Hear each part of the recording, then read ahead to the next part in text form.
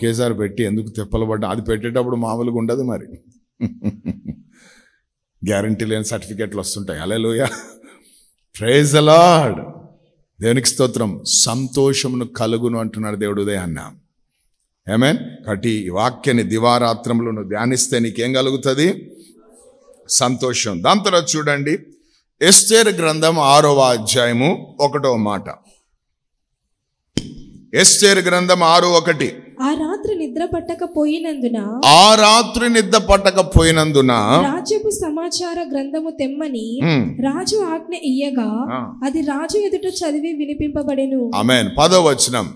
అందుకు రాజు, నీవు చెప్పిన ప్రకారమే శీఘ్రముగా ఆ వస్త్రములను ఆ గుర్రమును తీసుకొని రాజు గుమ్మమునొద్ద కూర్చుని ఉన్న యూదుడైన మొర్దెకైకి అలాగుననే చేయుము. ఆమేన్. దేవునికి స్తోత్రం. 13వ వచనం.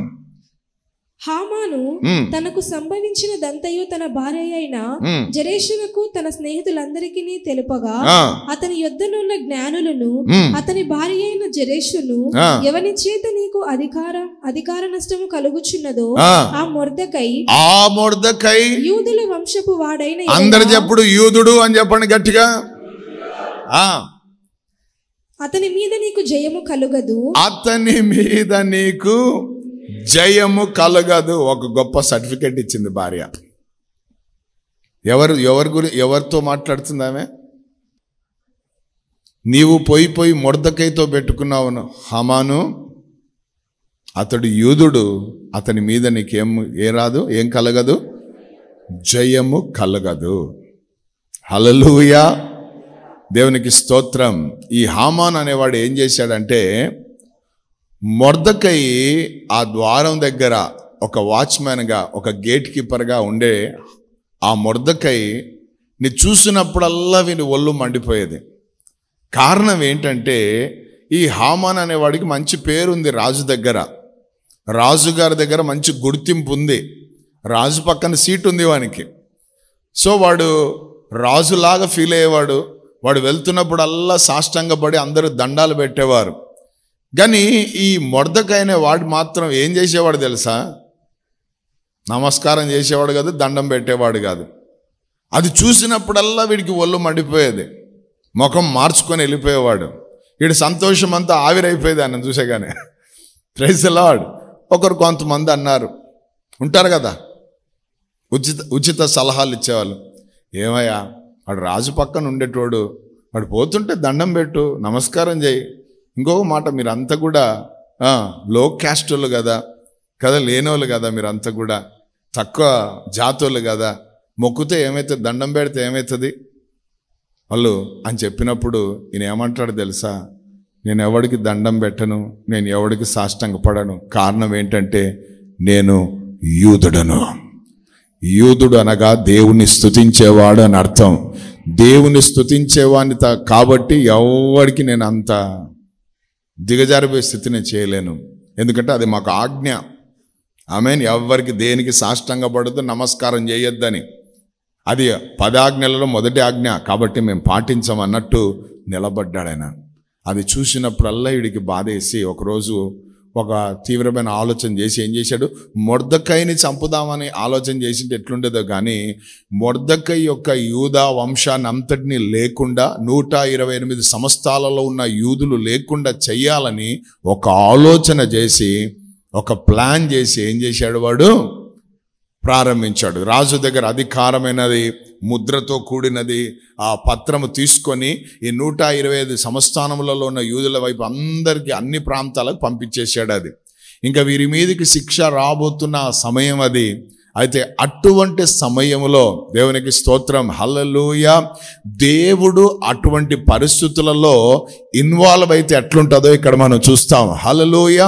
అప్పటి వరకు దేవుడు సైలెంట్గా ఉన్నాడు అని చెప్పండి అందరు కూడా. కొన్నిసార్లు మన జీవితాల్లో కూడా దేవుడు ఏమి చేసినట్టుండదు.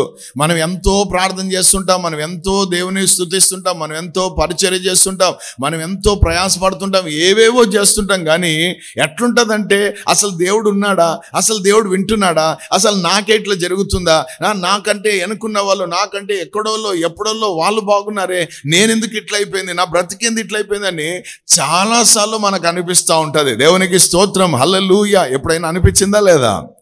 ఆమేన్, హల్లెలూయా. కానీ ఒక మాట చెప్తున్నాను, అటువంటి పరిస్థితులు వాటిని ఏమంటామంటే సైలెంట్ అవర్స్ అంటాం. అది అది అది ఎటువంటిదంటే నిశ్శబ్ద గడియలు అన్నమాట. కానీ దేవునికి స్తోత్రం, మన దగ్గర నిశ్శబ్దంగా దేవుడు ఉన్నాడంటే ఎక్కడో శబ్దము చేస్తున్నాడని అర్థం, ఎక్కడో కార్యం చేస్తున్నాడని అర్థం, ఎక్కడో పని చేస్తున్నాడని అర్థం, ఎక్కడో నీకు సమస్తము మేలుకరంగా సమకూడి జరగడానికైనా ఏదో ఒక ప్రణాళికను కలగజేస్తున్నాడని అర్థం.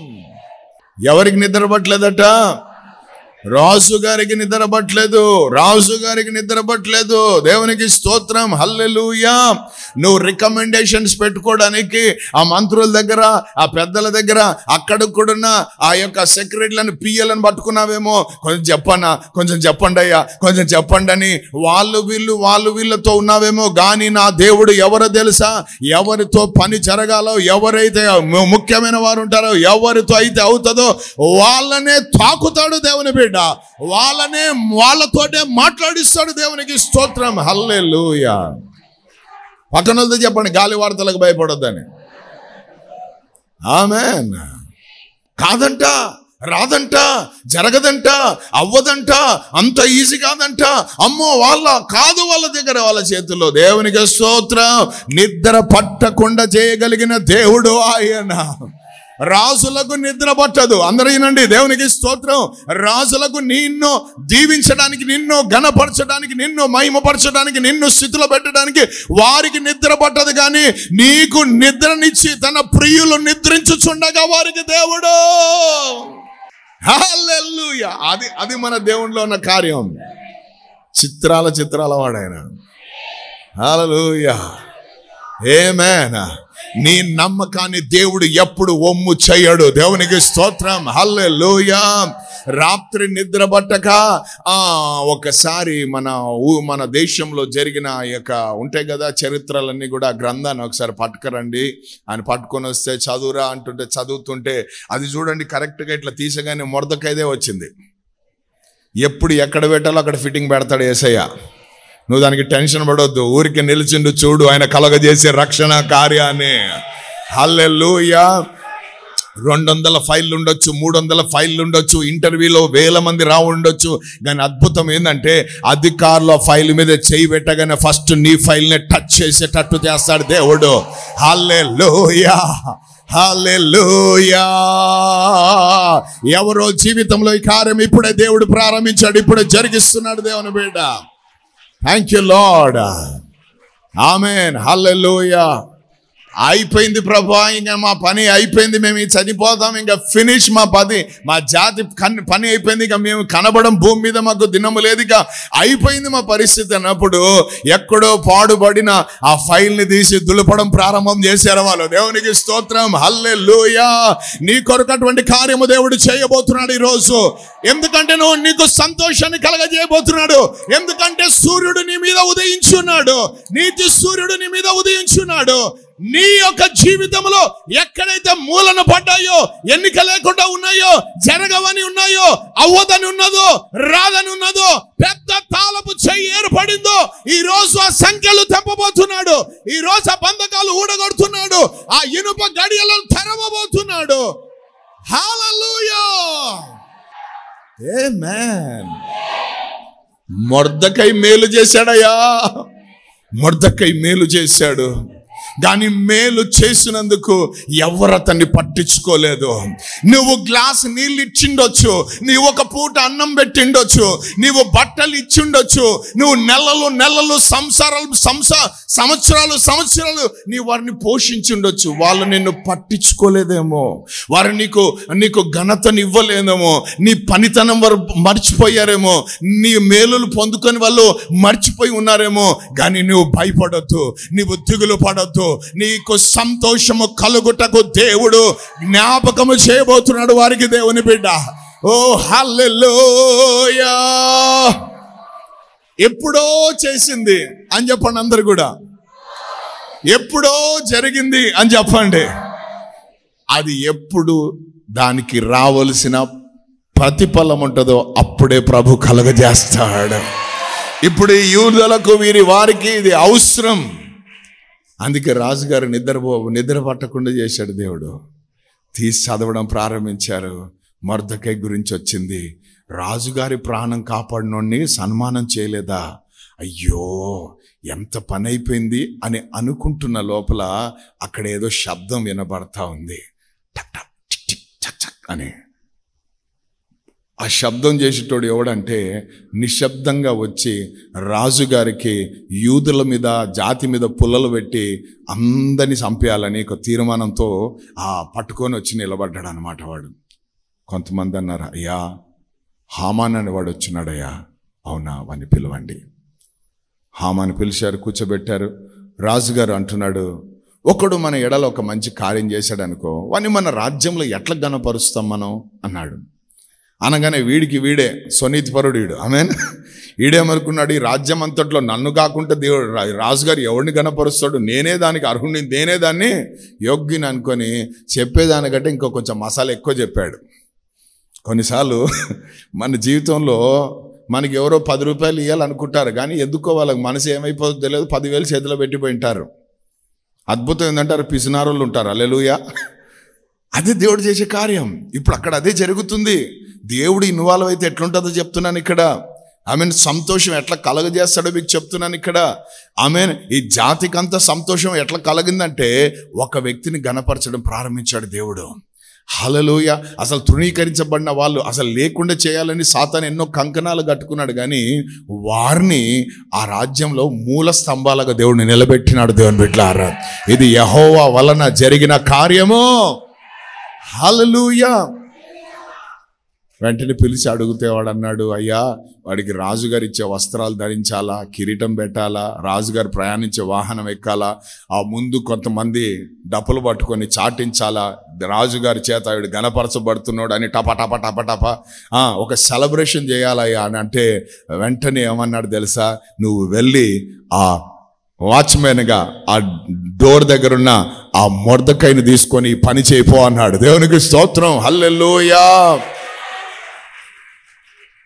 ఉరితాడు సిద్ధం చేసుకొని వచ్చి రాజుగారి దగ్గర పర్మిషన్ తీసుకొని సీల్ వేయించుకొని తీసుకుపోయి మొర్దెకైని ఊరేసి చంపుదాం అనుకుంటే ఇప్పుడు వీనికి తగిలింది ఆ ఉరి.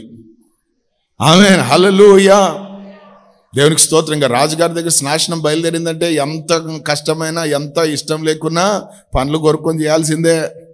ఆమేన్. కొన్నిసార్లు నేను కూడా అంటున్నాను, క్షమాపణ అడుగు అంటే కొంతమందికి అడగబుద్ధి కాదు. అయినా నా మాట ఏమనలేక ఏ పాస్టర్ అయినా మొగం మార్చుకొని అడుగుతారు. అడిగినా అడుగు చాలు, అంతే.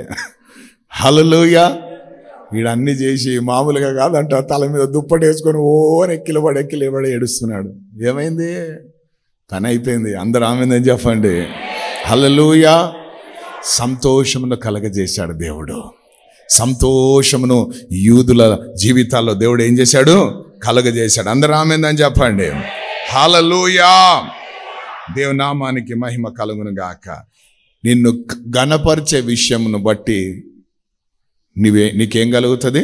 సంతోషం కలుగుతుంది. మాకంటే అందరూ ముందు పోతున్నారు, ఫస్ట్ క్లాస్. టెన్షన్ పడద్దు. ఓ గాడ్ బ్లెస్ యూ, దేవుడు నిన్ను దీవించును గాక. ఫస్ట్ క్లాసా? వెరీ గుడ్, హల్లెలూయా అని చెప్తా ఉండు, ప్రభువును గణపరుస్తూ ఉండు. ఆయన సమయంలో ఆయన ప్రతిదీ కూడా చక్కగా చేసే దేవుడై ఉన్నాడు. హల్లెలూయా. దేవుని నామానికి మహిమ కలుగును గాక. ఆమేన్. ఆమేన్. ఒకరిది మనం ఎప్పుడు కాపీ చేయొద్దు, ఒకరిది మనం ఎప్పుడు జిరాక్స్గా తీసుకోవద్దు. దేవుడు మనను ఒరిజినల్గా చేశాడు. ఆమేన్. నేను ఆయనలాగానే ఉంటాను, నేను ఆమెలాగానే ఉంటాను, నేను ఆయన చేసినట్టే చేస్తానంటే కొన్నిసార్లు కుదరదు అది. హల్లెలూయా. నీకు దేవుడు ఒక స్టైల్ ఇచ్చాడు, ఆ స్టైల్లోనే దేవుడు నిన్ను ఆశీర్వదిస్తాడు. నీకు ఒక ప్రణాళిక ఇచ్చాడు, ఆ ప్రణాళికల ప్రకారమే ఆయన నీ జీవితంలో కార్యాలు చేస్తాడు. నీ దినములు అన్నీ కూడా ఆయన గ్రంథంలో లిఖించబడి ఉన్నాయి. పరిగెట్టొద్దు, ఎక్కువ టెన్షన్ పడొద్దు. హల్లెలూయా. సంతోషంగా ఉండడం నేర్చుకో. ఆమేన్. వెలుగులో ఉన్నోడు సంతోషంగా ఉంటాడు. అపవాదిని చూడకుండా ముందుకు సాగిపోయేవాడు సంతోషంగా ఉంటాడు. మూడవదిగా ప్రభువును గణపరిచేవాడు సంతోషంగా ఉంటాడు. దాని తర్వాత చూడండి, thank you Holy Spirit God. 2వ రాజులు 6వ అధ్యాయము 14వ వచనం. 2వ రాజులు 6:14. కాబట్టి రాజు అచ్చటికి గుర్రములను రథములను గొప్ప సైన్యమును పంపెను. వారు రాత్రివేళ వచ్చి నలుదిశలను పట్టణమును చుట్టుకొనగా దైవజనుడైన అతని పనివాడు పెందలకడ లేచి బయటికి వచ్చినప్పుడు గుర్రాలు రథాలు సైన్యము పట్టణమునే చుట్టుకొని ఉండుట కనబడెను. అంతటా అతని పనివాడు, అయ్యో నా ఏలినవాడా, మనము ఏమి చేయుదమని ఆ దైవజనుతో చెప్పగా అతడు, భయపడవద్దు, మన పక్షంలో ఉన్నవారు మన వారికంటే అధికులై ఉన్నారని చెప్పి. అందరూ ఆమేన్ అని చెప్దాం. హల్లెలూయా. రాత్రంతా బాగుంది సీన్ అని చెప్పండి. Praise the Lord. ఉదయాన్నే సీన్ మారిపోయింది. ఆమేన్. ఈ సిరియా వాళ్ళు ఏం చేశారంటే ఇజ్రాయేల్ వ్యతిరేకంగా ఎన్నో పన్నాంగాలు పన్నుతున్నారు. రాజుల మీద, రాజ్యాల మీద ఎన్నో ఆలోచనలు చేస్తున్నారు. అయితే వీరు సమావేశాలు పెట్టుకొని, రౌండ్ టేబుల్ కాన్ఫరెన్స్ పెట్టుకొని, ఎప్పుడైతే ఇజ్రాయేల్ పైన ఎట్లా దాడులు చేయాలని ఆలోచనలు చేసి, ప్రణాళికలు వేసి అన్నీ సెట్ అయ్యి ముందుకు అడుగు పెడదామనే లోపల ఇజ్రాయేల్ అందరూ జాగ్రత్త పడుతూ వాళ్ళకి అవకాశం లేకుండా చేస్తున్నారు. అది రాజుగారికి బహు విచారం కలగజేసింది. ఒరే, మనలో ఎవరైనా సీక్రెట్ ఏజెన్సీ వాళ్ళు ఉన్నారా? మనం మాట్లాడుకుంటే పోయి వాళ్ళకి రాజుకు అందిస్తున్నారు, వాళ్ళు ఏమైనా సిద్ధపడుతున్నారు, ఎవరైనా ఉన్నారా రహస్యంగా పోయేవాళ్ళు అని ఇటువంటి విచారణలు చేస్తుంటే అక్కడ ఒకడు జ్ఞానవంతుడు లేచి అన్నాడు, అయ్యా, అందరం నమ్మకమైన వాళ్ళమే, నమ్మకస్తులమే, మన రాజ్యం అన్నా మన దేశం అన్నా మీ రాజు పరిపాలన అంతా మేము నమ్మకస్తులే. కాకపోతే ఇజ్రాయిల్లో ఒక ప్రవక్త ఉన్నాడు, ఆ ప్రవక్తకు దేవుడు అన్ని బయలుపరుస్తాడు. మనం మాట్లాడుకునే మనసులో ఉన్నాయి కూడా ఆయనకు తెలిసిపోతాయి. దైవాత్మ కలిగినోడు ఆయన. కాబట్టి అటువంటి వాడు వీళ్ళకు అన్నీ కూడా సమాచారం అందిస్తుంటాడు అనగానే, ఓహో, కొడితే వాణ్ణి కొట్టాలి, వాణ్ణి కొట్టామంటే రాజ్యం మనం కొట్టవచ్చు అని చెప్పి వీళ్ళు దైవ సేవకుడు అంటే ఈజీ, ఆశామాషి అనుకున్నారు. దేవునికి స్తోత్రం. మార్కెట్లో దొరికేటోడు అనుకున్నారు. హల్లెలూయా. 100 రూపాయలు ఇస్తే ప్రార్థన చేసి పోతాడులే అనుకున్నారు వీళ్ళు. దేవునికి స్తోత్రం. హల్లెలూయా. ఆమేన్. దేవునికి స్తోత్రం. ఒక ఆయన నాతో అన్నాడు, ఏంది బ్రదర్ మీరు రాలే ఎంతసేపు మీరు బ్రదర్ ఆయన పిలవలే. ఏం రాలేదా ఎప్పుడు అని అంటుంటే, మీరు వస్తారేమో అని ఎన్నో రోజుల నుంచి కానుక ఎత్తి పెట్టినాడంట, దాచిపెట్టాడంట.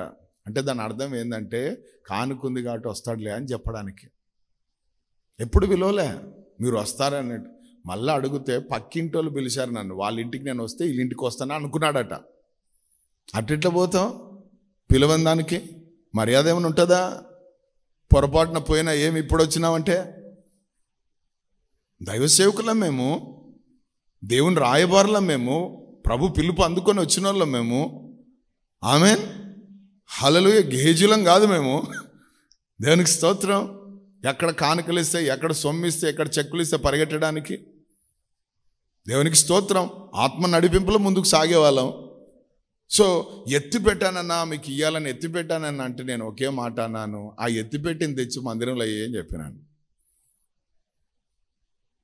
ఏం ఎత్తిపెట్టలే, ఊరికే మాట వరుస. హల్లెలూయా. అది వాళ్ళ జీవితాలలో కనిపించినప్పుడల్లా మాట అంటాడు. నాకు చిరాకు వస్తుంది ఆ మాట విన్నప్పుడంతా. ఆమేన్. దేవునికి స్తోత్రం. హల్లెలూయా. సో ఇక్కడ దైవ సేవకుని లేకుండా చేద్దాం, దైవసేకుని కొడదామని ఇలా ఆలోచన చేసి ఆ ప్రాంతం అంతా కూడా రథాలతో, గుర్రాలతో, సైన్యములతో చుట్టేశారు. దేవునికి స్తోత్రం. ఉదయాన్నే సేవకుని దగ్గర ఉన్న వాళ్ళు లేచి తలుపులు తెరిచి చూస్తే వీళ్ళందరూ కనబడ్డారు. కనబడిన వెంటనే ఎట్లా తెరిచాడు అట్లా మూసాడు, భయపడి వణికి చచ్చి. సేవకుని దగ్గర పోయి, అయ్యా చుట్టుకున్నారయ్యా అందరూ, మనం ఇంకెక్కడ దాటుకొని పోవడానికి వీల్లేదు, మన పని అయిపోయింది, ఇది లాస్ట్ డేనేమో, నేను సైడ్లో ఎట్లా పోదామని చూసుకుంటున్నా అన్నట్టున్నాడు వాడు. అయితే దైవ సేవకుడు అంటాడు ఎలీషా, భయపడొద్దు, ప్రైజ్ ది లార్డ్, ప్రభువా వీని కన్నులను ముట్టు, దేవునికి స్తోత్రం, వీని కన్నులు తెరువు ప్రభువా, వీడి బాహ్య నేత్రాలతో చూస్తున్నాడు, వీని మనోనేత్రాలు తెరచు, ఆత్మీయ నేత్రాలు తెరచు అనగానే ఎప్పుడైతే వాని నేత్రాలు తెరబడ్డాయో అద్భుతం ఏందంటే, ఈ మామూలు గుర్రాలు, మామూలు రథాలు, మామూలు సైన్యాలు ఉన్నాయి, కానీ వీరి చుట్టూ మాత్రం అగ్ని రథములు కనబడుతున్నాయి. ఓ థ్యాంక్ యూ జీసస్, హల్లెలూయా, హల్లెలూయా, హల్లెలూయా, హల్లెలూయా. ఈరోజు సందేశం ఏంటో తెలుసా? ఈరోజు నీకు సంతోషాన్ని కలగజేసే విషయం ఏంటో తెలుసా? ఎలీషా అతని పనివాడు గొర్రెపిల్ల రక్తము చేత నిబంధనలో వాళ్ళు ఉన్న వారికి రథాలు, అగ్ని రథాలు ఉంటే, మరి కలవరి రక్తము కింద ఉన్న మన చుట్టూ, మన మీద మనకు ఎన్ని రథాలు ఉంటాయో ఒకసారి ఆలోచన చేయండి. హల్లెలూయా. ఈ లోకంలో ఉన్నవాని కంటే మనలో ఉన్నవాడు గొప్పవాడు. హల్లెలూయా, ఆమేన్. అటువంటి కాపుదల మనకుంది. కాబట్టి సంతోషంగా ఉండండి. హల్లెలూయా. విషజ్వరాలు అందరికి వస్తున్నాయంట, నాకు రావని చెప్పాలి. అది దాటుకొని పోతుంది అంతే. అందుకే ప్రతిరోజు ఆమెన్ నోరు తెరిచి నా మీద, నా పిల్లల మీద, నా కుటుంబం మీద, నా సంఘం మీద, నా సేవకుల మీద మీ రక్తము ప్రోక్షణ చేస్తున్నానయ్యా, మీ అగ్ని కంచెను ప్రకటిస్తున్నానయ్యా, మీ అగ్ని కంచెను ప్రకటిస్తున్నానని ఎప్పుడు నువ్వు మాట్లాడితే అది జరుగుతుంది. నా జీవితంలో అది జరిగింది, అది అనుభవంతో నేను చెప్తున్నాను. ఆమేన్. రాత్రి పడుకునేటప్పుడు ఈ ప్రార్థన చేస్తాను నేను, ప్రభువా నా చుట్టూ, నా పిల్లల చుట్టూ, నా కుటుంబం చుట్టూ, సంఘం చుట్టూ, బిడ్డల చుట్టూ మీ అగ్ని కంచెనుంచు ప్రభువా అని. ఎప్పుడైతే ఆ ప్రార్థన చేశానో ఒకరోజు రియాలిటీకి వచ్చింది. అది రాత్రి 12:30 టైంలో ఒక వ్యక్తి ఆ దురాత్మ శక్తుల చేత నింపబడి, ఆ వ్యక్తి కోసం నేను ప్రార్థన చేశాను. అయితే ప్రార్థన చేసినప్పుడు ఏం కనబడలేదు, కానీ రాత్రి వాడు ఇంటికి వచ్చాడు. ఆమెన్, హల్లెలూయా. ఇంటికి వచ్చి ఏమంటాడు తెలుసా? నన్ను ఎందుకు పిలిచావు అంటున్నాడు. నేనన్నా నిన్ను ఎప్పుడు పిలిచాను అన్నాను. లేదు నన్ను పిలిచావు అంటాడు. రాత్రి 12:30 కాలనీలో జరుగుతుంది గొడవంతా. ఊరంతా ప్రశాంతంగా ఉంటే మనం దయ్యాలతో మాట్లాడుతున్నాం. హల్లెలూయా. నేను అప్పుడు సహోదరుడే అనుకున్నాను, కానీ వాడు వెనక వేరే ఉన్నాయని మళ్ళీ తెలిసింది నాకు. అప్పుడు అర్థం కాలే, ఎందుకంటే రాత్రి 12:30 కదా. దేవునికి స్తోత్రం. వాడికి కళ్ళు లేవు, ఈ గుడ్లన్నీ వెళ్ళిపోయినాయి, తెల్లగా, ముఖం వేరేగా ఉంది, వాడి వికారంగా ఉంది. నేను చేరేసి కూర్చోబెడదాను. కూర్చో బ్రదర్ అని చేరేస్తే, ఏమి నన్ను బంధించాలనుకుంటున్నావా అన్నాడు. అప్పుడు నాకు అర్థమైందో ఇవన్నీ ఆత్మ సంబంధమైన భాషలు మాట్లాడుతున్నాడు ఈడని చెప్పి వెంటనే అన్నాను. నోరు తెరిచి భాషలో మాట్లాడడం ప్రారంభించాను. ఇంకా అంత మాట్లాడలే. ఎప్పుడైతే టంగ్స్లో నేను మాట్లాడుతున్నానో, ఇక్కడ ఉన్నోడు ఫుట్బాల్తో కొడితే ఫుట్బాల్ని తంతది ఎట్లా ఎగిరి పడుతుందో అట్లా ఎగిరి కాంపౌండ్ బయటికి పోయి పడ్డాడు. ఆ వ్యక్తి ఎగిరి కాంపౌండ్ బయటికి పోయి పడ్డాడు. పడి ఆ బయట నుండి నన్ను సవాల్ విసురుతున్నాడు, రా బయటికి నువ్వు అంటాడు. ఎవడన్నా చూస్తే ఏమనుకుంటాడు? రాత్రి రా బయటికి అంటాడు. మనమే తక్కువలమా? పడిపోయినోడే రా అని అంత ధైర్యంగా చెప్తే, మనం నిలబెట్టినోడు, నిలబడిన వాళ్ళం, పరిశుద్ధాత్మ నింపుదల కలిగిన వాళ్ళం, అగ్ని చేత మండేటోళ్ళం, రోషం కలిగిన వాళ్ళం, రాను లోపలికి అన్నాను. హల్లెలూయా. ఎప్పుడైతే నువ్వు రా లోపలికి అన్నానో, వాడు ఏమన్నాడో తెలుసా? నేను లోపలికి రావాలని నాకు ఉంది, కానీ నీ ఇంటి చుట్టూ అగ్ని కంచె ఉంది, ఆ అగ్ని కంచెను దాటి నేను రాలేను అన్నాడు వాడు. అగ్ని కంచెను దాటి నేను రాలేనన్నాడు. ఆ రోజు నుండి నా విశ్వాసం ఇంకా పెరిగిపోయింది. ఎందుకంటే నేను వెళ్తున్నప్పుడు నా కుడి పక్కన 1000 మంది పడినా, నా ఎడం పక్కన 10,000 మంది కూలినా, ఏ అపాయములకు నేను భయపడను. ఎందుకంటే దేవుని అగ్ని చేత ప్రాకారాలు కట్టాడు దేవుడు. హల్లెలూయా. ఏ చీకటి శక్తి లోపలికి రాదు, ఏ రోగం లోపలికి రాదు, ఏ వ్యాధి లోపలికి రాదు, ఏ బలహీనత లోపలికి రాదు, ఏ కృంగుదల, ఏ నిరుత్సాహం, ఏ సమస్య లోపలికి రాదు. కానీ నువ్వు అగ్నిని దాటుకొని బయటికి పోతే వస్తాయి. అగ్నిలోనే ఉండాలి ఎప్పుడు. ఆమేన్. కొత్త నిబంధనకు పాత నిబంధనకు తేడా ఏంటంటే, పాత నిబంధనలకు అగ్ని చుట్టూ పెట్టాడు వాళ్ళకు. ఆమేన్. అగ్నిని ఒక ప్రాకారంగా చుట్టూ పెట్టాడు. కానీ క్రొత్త నిబంధనలో ఉన్న మనకు అగ్నిని ప్రాకారంగా చుట్టుగా పెట్టడమే కాదు, నిన్ను నన్నే ఒక అగ్ని జ్వాలగా చేశాడు. We are the fire of flames. Flames of fire. మనము అగ్ని జ్వాలలము అని దేవుని వాక్యం సెలవిస్తుంది. ఆయన దహించు అగ్ని అయితే మనం ఎవరమంట? ఏందంత చల్లగా చెప్తున్నాం? జాలాలు, ఈ కాల్చే జాలాలు కావాలి ఇక్కడ. ఎవరు? మనం అందరం కూడా అగ్ని జ్వాలలము. హల్లెలూయా, హల్లెలూయా. నువ్వు అట్లా వెళ్తా ఉంటే వేడి తగులుతుండాల పక్కన వాళ్ళకు. ఎవర్రా బాబు ఇల్లు, ఎక్కడోళ్ళరా ఇల్లు? దేవునికి స్తోత్రం. హల్లెలూయా. ఏ మీటింగ్ పెట్టినా ఎవడేమన్నాడు, కానీ దేవుని యేసు నామములో ఒక మీటింగ్ పెట్టామంటే మీటింగ్ ఆపండి, సౌండ్ తక్కువ చేయండి, ఈ ప్రాంతంలో పెట్టొద్దు, ఈ ప్రాంతంలో చెయ్యొద్దు. ఎందుకు? అగ్ని జ్వాలలు బయలుదేరి వెళితే ప్రాంతాల్లో, పట్టణాల్లో, ప్రదేశాల, గ్రామాల, ఊర్లు అవన్నీ కూడా తగులబడిపోతాయి. సాతాను రాజ్యాలు కాలిపోతాయి. బూడిద బూడిద చేయగలిగినోడివి నువ్వు, నేనే.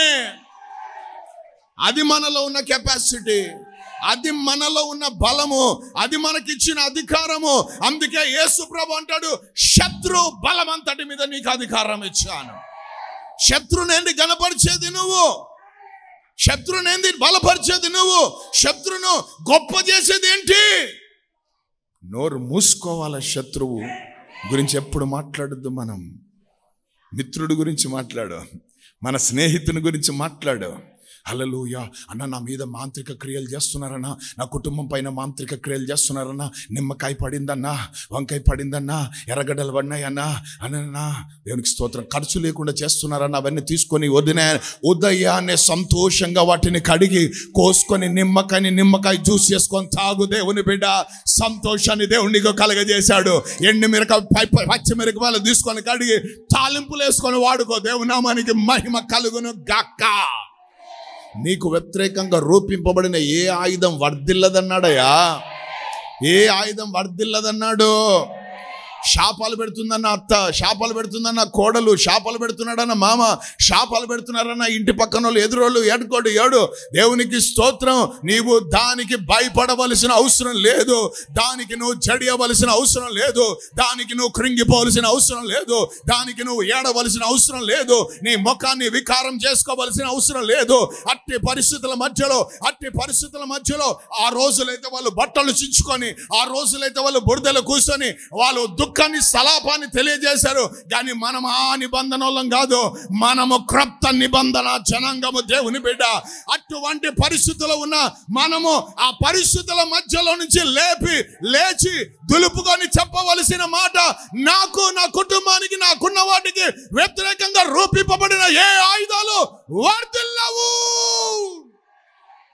ఈ పరిచర్యకు వ్యతిరేకంగా రూపింపబడిన ఏ ఆయుధాలు వర్ధిల్లవు. హల్లెలూయా. పాత నిబంధనలు దుమ్ము పోసుకున్నారు, మనం దుమ్ము దులుపుకునేటోళ్ళం. కొత్త నిబంధన అంటే అదే. మరి అర్థమైందా? పోయి మళ్ళీ దుమ్ము పోసుకోవాలనుకుంటున్నావా? అడెవడో దుమ్ము పోసుకుంటూనే ఉంటాడు సంవత్సరం. హల్లెలూయా. దుమ్ము పోసుకునేది కాదు. మన రాయలసీమ భాషలో చెప్తున్నాను, దుమ్ము దులిపే వాళ్ళం మనమంతా కూడా. దుమ్ము దులిపే బ్యాచ్. ఒకసారి గట్టిగా కేకలేసి దేవుని నామాన్ని మైపరచండి. Come on, praise and worship Jesus. Come on, praise. ఆకాశమందు